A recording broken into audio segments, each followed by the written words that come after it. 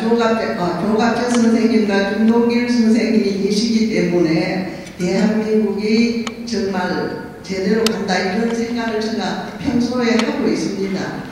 근데 지금 보수 세력을 왜 한나라당을 싫어하는가? 저는 거기에 보수 세력이 변해야 나라가 산다 이렇게 말씀드리고 싶습니다. 지금 옛날에 저 같은 경우는 어렸을 때 달나라에 토끼가 방아를 짖는다고 알고 있었습니다. 그러나 지금 달나라에 여행을 하는 세계가 됐습니다. 그러면은 이승만 대통령이나 박정희 대통령 때는 공권력이 100% 먹혀 들어간 시절이고 그때는 지금은 공권력을 그렇게 행사할 수 있는 시대인가 그걸 또 물어보고 싶고요. 또 그 다음에 왜 보수 세력이 변해야 나라가 산다. 보수 세력도 옛날 달나라에 토끼가 방아지는 그런 시대 아니니까 보수 세력도 좀 변해야 되지 않는가. 그럼 한나라당을 시작하면은 그 좌파 세력이 득세를 하고 그들이 좋아할 텐데 거기에 대해서는 어떻게 생각하시는지 좀 묻고 싶습니다. 그리고 한나라당은 겉으로는 무능하게 보일지 모르지만 외유내강입니다. 그리고 여기 모이신 분들이 다 애국하기 때문에 보수 세력이기 때문에 이른 아침에 이렇게 참석했다고 생각하고요. 보수 세력들이 앞으로 한나라당을 싫어하시지 마시고 한나라당을 좀 보듬어서 정책적으로 도움이 됐으면 좋겠다는 생각과 그러면은 우리 조갑재 선생님께서 한나라당이 입당해서 당원이 돼가지고 우리 보수 세력의 리더로 좀 활약을 할 의사가 없는지 묻고 싶습니다. 이상입니다. 아이고. 아닙니다. 제가 아주 좋은 질문이신데 제가 답변을 드리면 이렇습니다. 우선 한나라당이 보수 정당 맞습니다. 우선 거기에 대한 질문 반응이 아닙니다. 한나라당 스스로 보수 정당이라고 하지 않습니다. 중도 정당이죠. 중도 실용을 지지하는 정당이 어떻게 보수 정당입니까? 그리고 정책상 한나라당의 위치는 중도 좌파 정당이라고 보는 것이 가장 합리적인 방식입니다. 그리고 보수 세력이 변해되죠. 한나라당도 변해되고 다 같이 변해됩니다. 한국의 보수 세력이 참 문제가 많아요. 그러나 위대한 세력입니다. 한국의 보수 세력이 위대한 세력 아닙니까? 그리고 좌파 정부 10년 동안에 아무 손에 무기 없이 여론을 일으켜서 여론의 힘으로 이명박 대통령과 한나라당을 너무 세게 밀어가지고 압도적인 표차와 압도적인 인석을 준 것이 한국의 보수 세력입니다. 이 사람들의 보수 세력. 문제는 어디에 한국의 보수 세력이 요새 약화되고 있습니다. 약화될 때 한나라당과 이명박 정부가 큰 역할을 했습니다. 좌파 척결에는 실패했으나 보수 세력을 약화시키는 데는 이 정권과 이 한나라당이 성공하고 있습니다. 뭐냐? 이유는 보수 세력이 헌법적인 주장을 하면은 그거는 너무 과격하다. 극우적이다. 우리는 그런 세력과 차이를 두어야 된다라고 한나라당이 스탠스를 샀기 때문에 김이 세가지고 또 일부 보수 세력은 친정부 의용화가 되고 있고 그런 보수 세력은 좌파 정권에 들어서면 그 정권의 의용화가 되고 있습니다. 자생적인 보수 세력이 약화됩니다. 이런 말씀을 드리고 싶고 그 다음에 공권력을 쓸 수 없다고 하면 그건 나라가 계산해야 되죠. 왜 공권력을 제대로 쓸 수 없습니까? 우리 공권력이 얼마나 요새 대모진하고 잘합니까? 광우병 난동 사태 같은 걸 타일랜드라든지 이런 데서 진압을 했으면 아마 수십 명이 죽었을 거예요. 우리는 그래도 경찰이 얻어맞으면서 이렇게 잘 진압을 했죠. 그 경찰을 보호를 하고 경찰한테 우리가 고맙다고 생각을 해야지.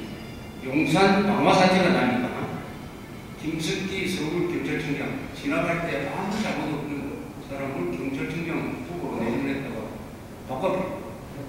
이러면 경찰이 충성을 하려고 그러겠습니까? 공권력을 집행하는 데서 제일 중요한 것은 경찰을 무성처럼 사용하지 말고 경찰한테 감사하는 마음을 취하는 게 것이다. 이상입니다.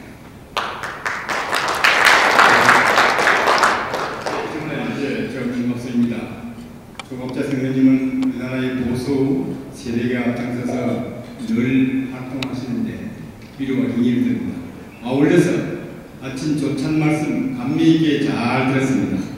제가 알고 있기로는 우리 조갑자 선생님과 아울러서 김동길 교수님, 돌아가신 한강엽 선생님과 누구보다도 가깝고 자주 만나서 우리나라 걱정을 많이 하는 걸로 알고 있습니다. 이미 11월 주간조선에도 기사화되었습니다. 전문가 입장에서 볼 적에 제가 두 가지만 질문하겠습니다. 첫째는 북한이 3대 세습체계 진행하고 있는데 과연 그것이 성공할 수 있을는지 실패할 수 있을는지, 두 번째는 언제쯤 우리나라가 통일이 될 수 있는지, 통일은 가능한지, 그러면 통일을 위해서 우리가 어떻게 해야 되는지 기대를 알고 있습니다. 감사합니다. 북한 정권이 언제 무너지겠느냐, 통일이 언제 되겠느냐 하는 그 문법에는 저는 조금 생각이 달라요. 우리가 언제 북한 정권을 무너뜨리겠느냐, 아니면 우리가 언제 통일을 하겠느냐, 이렇게 이야기를 하는 게 맞고, 우리가 주어져, 그리고 북한이 목적어가 되겠죠. 그렇게 할 만한 충분하고 남은 국력을 갖고 있습니다.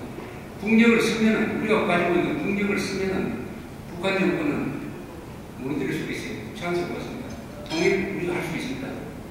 그러나 그 국력을 쓰지 않고 막 국영국 입장에서, 방관자적 입장에서, 제3자 입장에서 분석만 하면서 언제 무너질까, 언제 북한이 변할까, 이렇게 하면은 이 기회를 놓칠 거라고 생각합니다. 그걸 전제로 하고, 김정은 세습 체제는 성공할 거냐 말 거냐, 그것도 우리가 작동하는 데 따라 다르죠. 우리가 북한이 우리한테 했던 식으로 우리가 김정은 정권을 무너뜨려서 자유통일로 가져가겠다 하면서 지금부터 공작을 하기 시작을 하면은 아마 김정은 세습 체제가 오래 못 갈 겁니다. 우리가 그렇지 않고 김정은 정권이 했던 식으로, 망해가는 김정은 정권을 살려내는 식으로 김정은이를 도와주겠다, 세습체제를 안정시키겠다 하는 쪽으로 가면 무너질 세습체제도, 상대 세습체제도 그냥 갈 거라고 생각합니다. 그런데 과거의 다른 역사적인 선례를 보면 성공할 수가 없죠. 스탈린 보택통과 같은 적대적 지도적 신격화된 수령이 죽어버리면 반드시 권력투쟁이 내부에서 일어나게 되어 있습니다. 모택통이 죽으니까 모택통 밑에서 문화혁명을 주도했던 4인방이 한 달 안에 삭슬이가 됐습니다. 다 감옥가 버렸습니다. 스탈린이 1953년 3월에 죽었는데 6월에 제2인자였던 비밀경찰 총수 베리아가 정치국 회의에서 바로 적석에서 체포돼가지고 그의 연말에 사형되었습니다. 이런 변화가 북한에서 다른 형식으로 일어날 가능성이 매우 많죠. 그러나 기다리면 안 될 것이다. 중국이 정권을 뒤받침할 테니까. 중국은 정권 무너지는 것을 바라지 않겠죠. 그건 뭐 제가 중국이라도 마찬가지 아니겠습니까? 북한이 괜히 막 혼란 상태에 빠져가지고 중국한테 영향을 주는 걸 누가 좋아하겠습니까? 우리는 북한 정권에 대한 공작은 중국한테 맡기고 중국이 뭐 하는 건 우리가 말할 수 없어요. 우리는 북한 주민들의 마음을 잡겠다. 북한 주민들의 마음을 잡는 것이 통일로 가는 데 있어서 제일 중요하죠. 북한, 어차피 남북한의 통일은 누가 결정하느냐 하면 북한 주민들이 결정합니다. 결정적인 순간에서 우리가 남한하고 합치겠느냐, 중국하고 붙겠느냐 하는 선택을 해야 됩니다. 동서로 통일을 누가 결정했느냐, 동북 사람들이 결정했습니다. 동북 사람들이 선거를 통해서 우리는 서방하고 합치겠다 결정을 하니까 아무도 막지 못했어요. 민족 자격주의입니다. 민족 자격주의라는 것처럼 국제 질서에서 제일 중요한 발언권이 없는 것입니다. 우리가 한 국가, 한 통일국가를 만들겠다고 하면 중국이 아니라 중국 할아버지라도 말릴 수 없어요. 그럼 그렇게 어떻게 북한 사람들 마음 설정을 하냐. 강원 전략이 필요하겠죠. 김정일 정권이 강제수용소, 공개처럼 이런 걸 통해서 북한 주민 괴롭히는 걸 당당하게 발언을 해가지고 강제수용소가 없어지도록 만들고 공개처가 없어지도록 만들면은 북한 사람들 마음속에 나만의 든든한 우리의 형제가 있구나 이렇게 생각할 것이고, 북한 사람들한테 직접 전달되는 방법이 있으면은 의약품, 식량 보내줘야 됩니다. 이걸 통해서 북한 사람들이 마음을 잡는 방법이 여러 가지가 있어요. 그러나 목표는 분명히 뭘 하든지 북한 사람들의 마음을 잡고 북한 정부를 약화시킨다 하는 전략적 목표에 대한 합의가 있어야지, 이거 없이 그때 이게 정책이 우왕좌왕하면 목표를 놓치게 된다. 그래서 이 목표를 분명히, 즉 북한 사람들의 각성에 의해서 북한 정권을 무너뜨리는 방향으로 우리가 가지고 있는 돈, 정보, 진실, 여론 이런 무기를 쓰자. 저는 한나라당 원들한테 묻고 싶습니다. 여기 계신 분 중에서 북한에 풍선 보내는데 돈 냄새를 씁니다. 북한에 풍선 보내는 게 가장 유효한 북한 변화 그리고 자유통일 공작인 것입니다. 북한에 풍선 보내는 겁니다. 한 사람 다 보내고 있어요. 그런데 북한이 난리를 치고 있습니다. 한 사람을 보내는데 만약 이번에 북한으로 보낸 100억 원을 풍선 보내는 데 썼으면 아마 북한이 흔들려도 돼요. 1000억 보내면 북한이 무너지지 않을까? 1000억 원어치 풍선을 보내면 북한이 무너지지 않을까 하는 생각까지 듭니다. 그래서 이 애국이라는 것은 말로 하는 게 아니고 분석하는 게 아니고 행동하는 거 아닙니까? 그 행동을 대부분의 경우는 돈입니다. 저는 이상.